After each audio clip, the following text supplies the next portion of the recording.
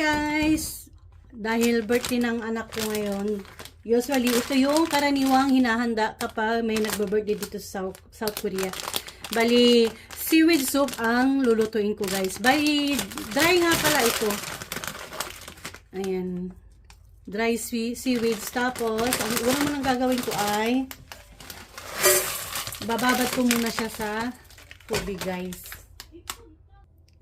Ganito lang siya guys, tapos hayaan ko muna siya.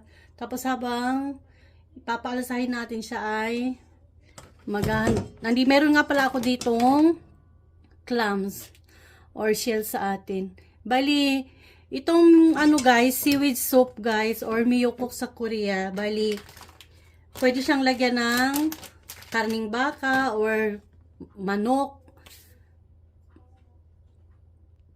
Kung makaluwag-luwag, pwede siyang mas maganda kung karning baka yung ilalagay guys. Bali, papainit na ako ng pan or kaserola dito. Bali, ikikisa ko nga pala yung shell guys dito sa sesame oil.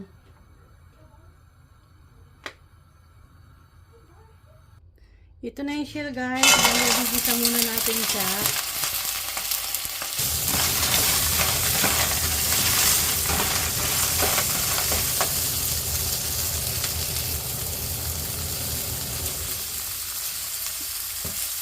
Bali, susunod ko na nga pala yung bawang guys.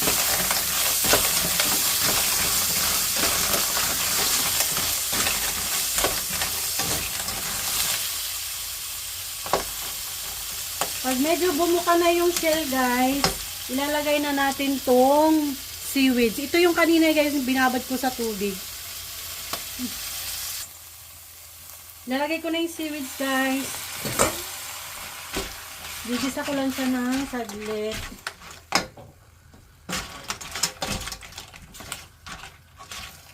Manampas. Bali, lalagyan ko na siya ng tubig.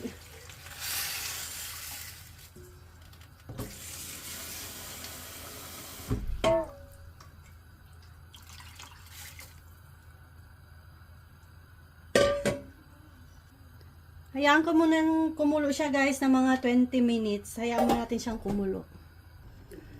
So, kumukulo na nga siya guys. Bali, titimpla na lang natin siya ng asin. Ito pala yung asin. Dito ko mag-ano. Tapos kapag natimplahan na siya, mga 5 minutes lang guys, luto na siya. Ganito lang siya kasimple guys.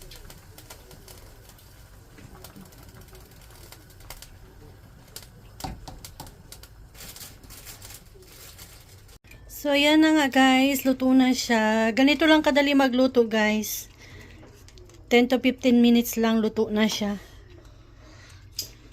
Ito ang tinatawag na miyokok sa Korea. Seaweed soup sa English. Yan. Kain po tayo. Salamat sa panunood. Hanggang sa muli. Bye!